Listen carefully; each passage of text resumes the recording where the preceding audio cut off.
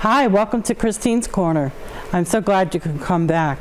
My guest today, I've had him on a few times, several times actually, is Richard Jackson. He's a medium, teacher, and master of the spiritual world. Hi, Richard. Thank you for coming again. Thank you, Christine. It's always a pleasure. Oh, it's always a pleasure for you, for all the stories that you've told us. Could you remind our viewers what you did here? Sure. I think it's really over a period of time that we touched subjects. The last show, we brought in some of the photos that have been used actually around the world because without me realizing it, when I started finding out what to do in a haunted house, and I started working with actually Ed and Lorraine Warren, Ed found out that I was one of those people that seemed to take pictures of the spirit world. And that was the first idea that I was a medium. Well, since that time, 32 years, I started going on my own cases. And they're all very different. Just as the spirit world, you know, a case of possession or something that people do from ritual magic is very different than what people get out of a meditation or something special that happens to them that seems to be the cornerstone of a lot of our religions when people have, they call them sometimes spiritual exceptional experiences. So I've tried to make myself aware, as well as some unbeknownst to me at the beginning, that I would have some of these. And the idea is to make them work for the people who have them, to either solve something, make them more comfortable, or in fact explain why it happens. There's always a reason why before the why and a reason before that. If one digs deep, it's the nature of science. We find out the nature of things. And our spiritual world is more the core of who we are probably than anything else except the actual earth that we're sitting on and the planet we walk on. Was that for a mouthful? Yeah, that was quite a lot. So you've done this for 32 years, you said? 32 years. That's a long time. You don't worry about being attacked by the spiritual world working with them? Great question.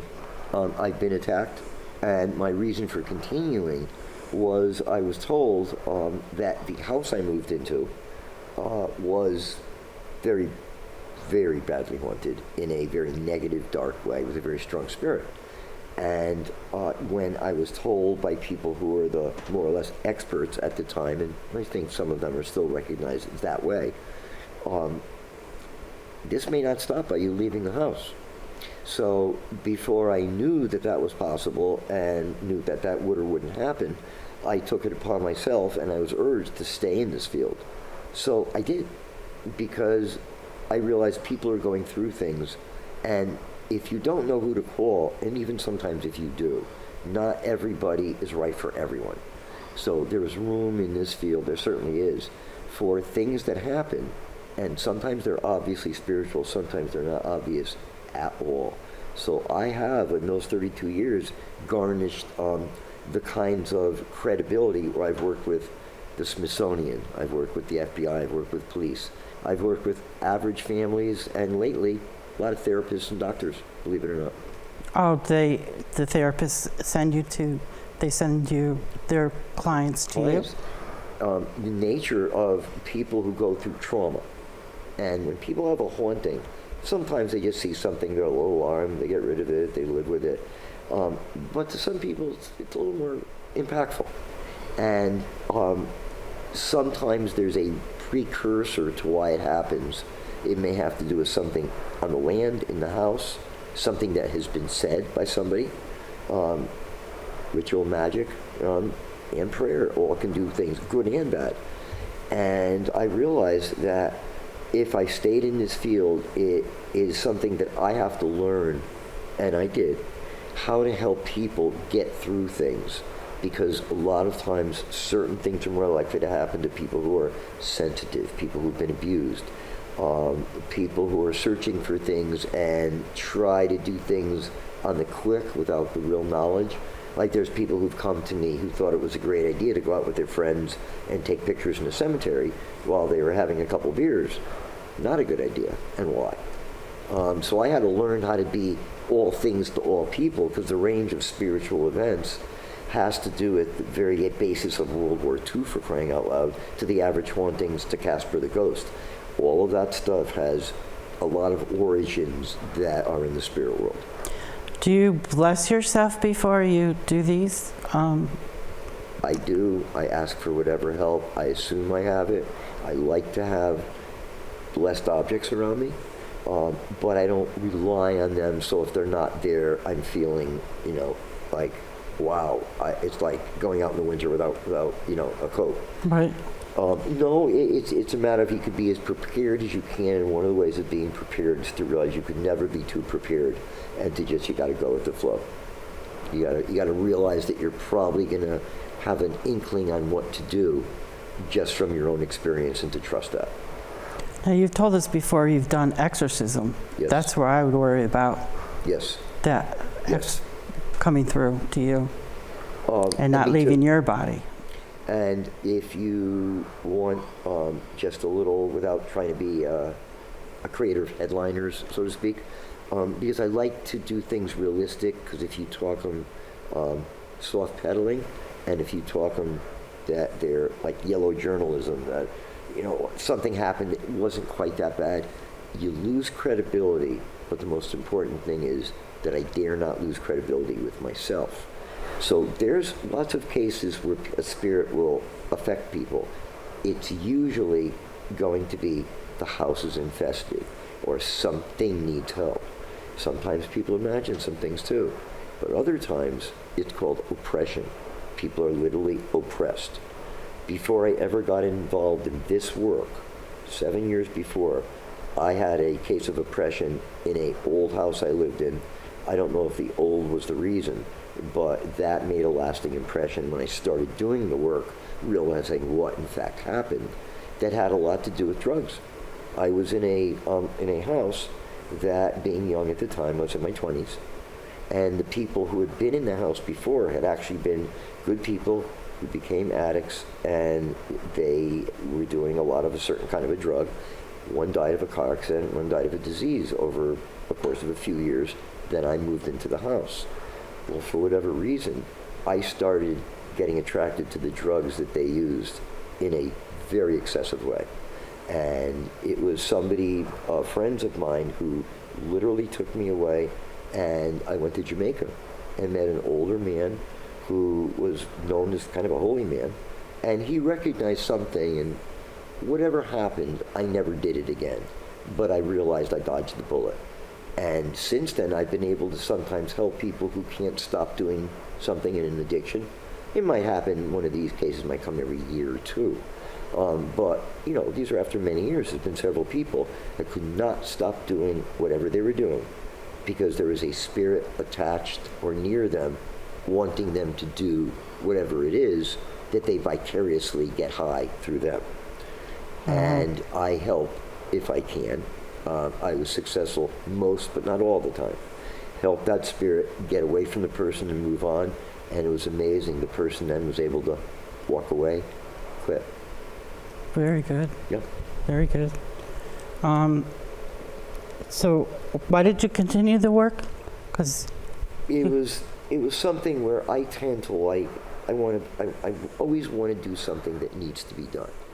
I like the idea, even when I was a little kid, of helping my mom. She wasn't feeling well. And she'd come home, and as busy as I was, even as a little kid, wow, you did this, or you vacuumed the rug.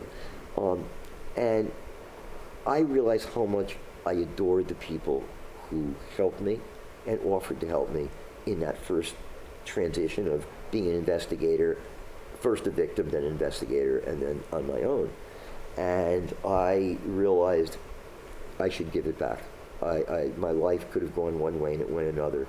And people tell me, including the Warrens, that I have every right to be a notable in this field and to stay with it. And I did. you mentioned the Warrens a few times. Who are they? For the ones who don't know. They're the quintessential people that I didn't mention them as much for some years until a few years back, the movies that came out, The Conjuring 2, and a few others, were about some of their more well-known stories or cases, some of which I was on. And they are basically your quintessential Ghostbusters. And I didn't know what to do, and people said, well, just call these people. Well, I'm never going to get them on the phone. Well, just call them. I got them on the phone. You got him on the phone. Yeah, and I learned from the best. Yeah, definitely. Any experience in UFOs? What and where? I know we're changing the subject completely. No, that was on our little, let's talk about this someday. When I was a kid, I had an experience of going to my aunt's in West Hartford and looking at a circle of grass that a weather balloon landed, but grass never grew. And her first husband, her older child, and her all got very sick. They all passed on really early on. It's my Aunt Ruth. And I held that. Didn't go much with it. It just stayed in my memory banks. I'm now 5, 6, 7, 8, 9, 10, where I'm going to my aunts, year after year, time after time. And a little bit later on, as I'm getting into my teenage years, there was a man named Major Donald Kehoe, who wrote books that he was the first major officer to do what is now being done, which is people talking about something is happening. And if it's not happening all the time, it is happening some of the time. And I also realized some of those times it may be spiritual or both. Who's to say the creatures that we regard as spirits weren't actually from somewhere else? Look at where we all are and who we are, even in America, and much less the world. We all kind of come from somewhere else. And maybe we also come from somewhere else at some point. And the idea that it's starting to be talked about and accepted around the world. So I remembered something that happened to me about 23 years ago, middle of the day. I'm sitting with somebody outside, and I notice there's like an infinity symbol over this person's head. I've since seen it 3 other times. And I realized I was being shown something, and I don't know why, but I knew it had to do with something that was both spiritual and otherworldly in the way of, let's say, more in the UFO line. And then I remembered that I had right over here, I had like a marble, half of a marble, like under my skin. And about 15 years later, when I was 26, same thing on this arm. And you can see I have the scars, and they were taken out. And wasn't I surprised when the surgeon, after several people looked at it and aspirated it, nothing metal, it was cysts. Well, it was metal. It was just, I had to give him, which I did, my signature that I didn't want them ever back. Why would I? And then he told me, I asked him, why? And he said, because they did find metal in them after all. And it was not known by anyone what that metal was, so they wanted to send it to some place like the Mayo Clinic or Bethesda to do a test, like, what is this? And I only wanted the answer that they found it, or they found that they couldn't find it. And the answer I got was, they have not been able to identify it, and there my relationship ended. But I realized I experienced something, and if by irony, about 15 years ago, I worked 4 cases with a guy named Dr. Mackey, a psychiatrist from Harvard, who had a group called PEER, and we went on credible cases where there was a chance, like, something here just isn't a goofy or mistake. There's a possibility of something that we should be checking into on people feeling they were abducted. And too many things lined up to bring me in with people who are names in this field, and including Dr. White from Cheshire. And I don't announce it. I don't talk about UFOs a lot unless somebody asks me and it comes up. But I do think that a lot more is going to be known and come out in the future. And I could now go on about other experiences when I saw something that I used to, I would normally assume is spiritual energy, all of a sudden stop, condense, and become a spinning disc. And then it occurred to me, things travel at the speed of thought, and then slow down to where they have to maneuver in the physical plane. Maybe I had it wrong, maybe there's some truth there. So I'm still learning. Wow. That's quite a story there. and you don't remember the whole thing. Just so, any experience with a phenomenon that's Ray with credible witness? Yeah, it's something that I've waited over 3 decades and have a lot of credibility being on, the major networks. Connecticut TV did a nice little series on me. And a lot of my experiences happened while I had fighting Lyme disease. So it was probably good in a way. I slowed my own growth down, so to speak. But along the way were the things that happened that were, in fact, special, not happened to everyone. One was that I was working in the Maryland, Frederick, Washington, D.C., Gettysburg corridor. And I started working with the Civil War Museum for Medicine, dehaunting it, which I did. And it got rave reviews, and we then did benefits. So I got to know people. I went down for 4 or 5 years in a row, got great press coverage, made a lot of friends, and had various cases given me. One were a couple of doctors who I befriended, who changed their views, one of them on what they accept as normal or real. And his wife had a condition and needed a double lung transplant, which it then was very much experimental. And I would give names, and I will be going to, but I would actually want to ask. No first. names, yeah. But they're in Pennsylvania, they're doing fine. And she didn't have a very good chance of getting off the table. And she asked me, should I get it? And I said, gotta go. We were at their house that night, we stayed over that weekend. And Tuesday morning, she called me that I bilocated. I appeared at their bed for 2 to 3 minutes, sitting on the corner of the bed with a smirk on my face. No, I was home sleeping next to my missus in Woodbridge. I was 350 miles away. Wow. But they saw me on the corner of the bed, and when she finally said, is it about the operation, it's about the surgery, I would not respond. Should I get the operation? And I did this, thumbs up, disappeared. And she then called the University of Pittsburgh, which was the only place that they were doing this operation to, at the beginning, it was a new thing. And she called them, then she called me, and I always consider a sacred honor because she's a pretty special person. The whole family was. Wow, that's some story. And to bilocate, it's like a joke. I wish I could. 350 but miles. A lot of these things just happen. They don't happen because we want them to. They happen because they happen. Yeah. Do you see some future, some predictions in the future? Yeah, I do. One of them is the crisis in the world, of which there always is, and they're going to be more important, the climate, water. Some people talk about water and clean water being a new commodity. For some people it will. And climate change does always happen, but this is not going to be in our favor. We will get over it. But the irony is, a lot of the climate change is in too much or too little water. And yet, in water, we will begin to learn how to separate water to its oxygen and hydrogen parts, and thereby creating unlimited fuel. We will have that within 12 to 17 years. It'll be common. Wow. They use electricity right now with water. What a nice thing to not rely entirely on the wind, solar, or fuel, when all we have to do is, I think the ocean wouldn't mind us taking a little water, because I don't think any kind of volume would be, no matter what you're talking about, we're talking about the ocean, you wouldn't run out of water. It's not a matter of anything except water itself. Huh.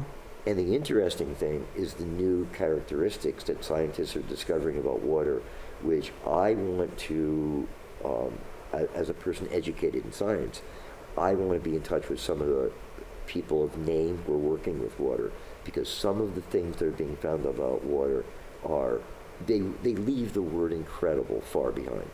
And it started with the Japanese author who 15 years ago wrote, was it Messages in Water, about how water appears differently depending on your attitude to it. It will pick up, just like a child will pick up on what their parents or people who are watching over them, how they're treated for a few years affects their personality and their range of experience. Well, water gets affected by us and likewise affects us in ways that are almost unbelievable until you realize they're quite believable. I know when I go to the beach and the ocean, feels quite spiritual. I don't know if that's just because there's so much and it seems closer to God, but yeah, that's the feeling I get in the ocean. And you'd be right. It's let's say, without describing or telling anyone what God to believe in, because of course, obviously, God is God for all of us. Right. The source, the Godhead, the Most High, if we want to be more specific, it all works. There's nothing in disagreement. But one of the things is how things were given to us. So look at what was given to us through the ocean. The ocean begot life. Now, it doesn't make any of the stories, even the biblical ones, totally out of line. It's just that that's how the supreme power, it was the photons from light, but more specifically, water.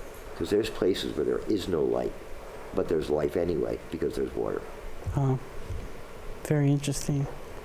Any surprise topics that you might like to talk about? We got 5 minutes. Yeah, coming up, one of the things, as I say, is what's going on with water is going to be huge.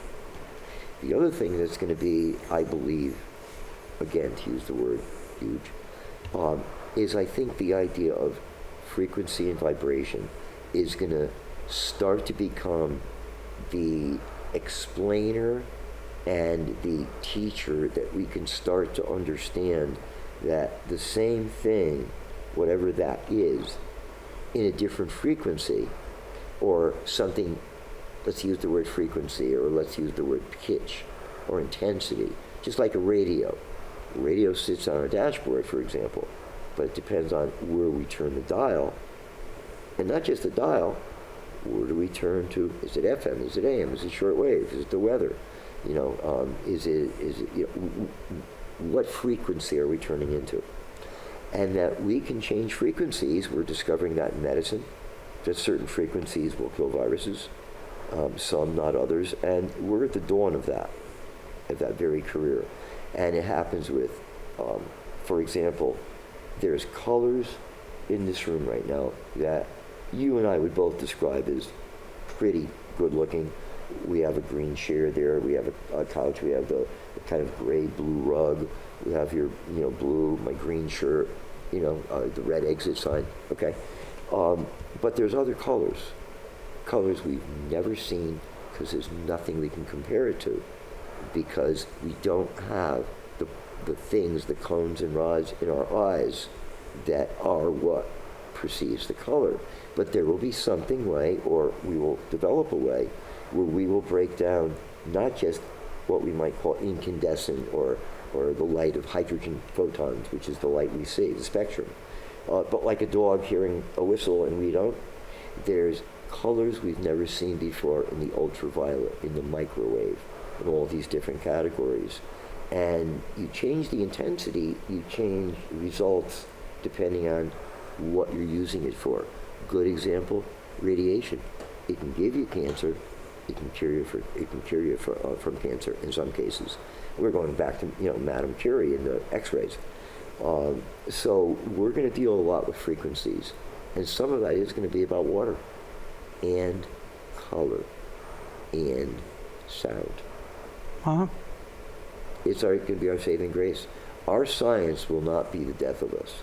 Our science will be the tool by which our divine nature gives us an opportunity to not only save ourselves, but to continue to thrive.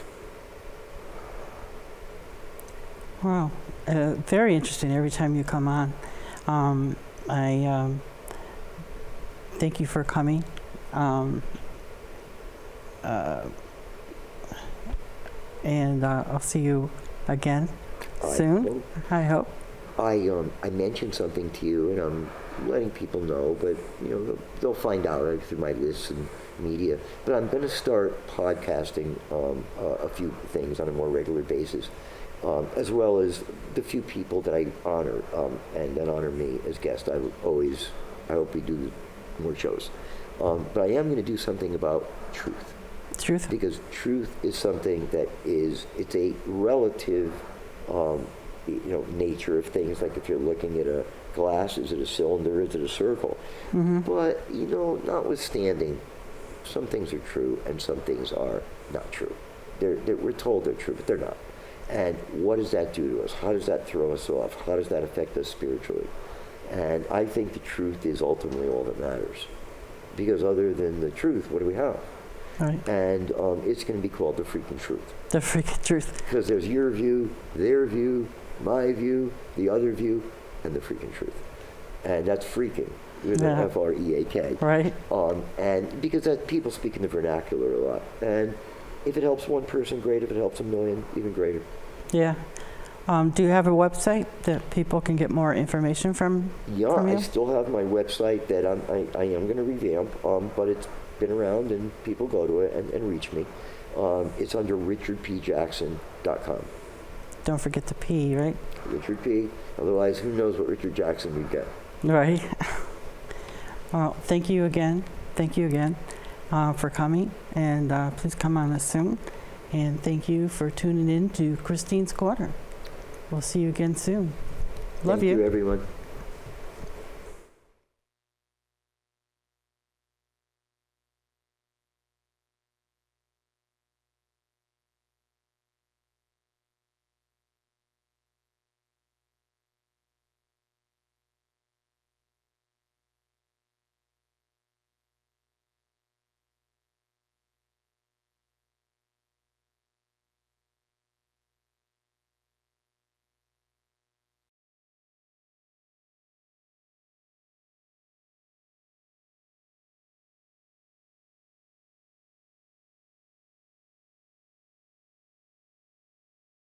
Welcome, I'm Nick Augustino.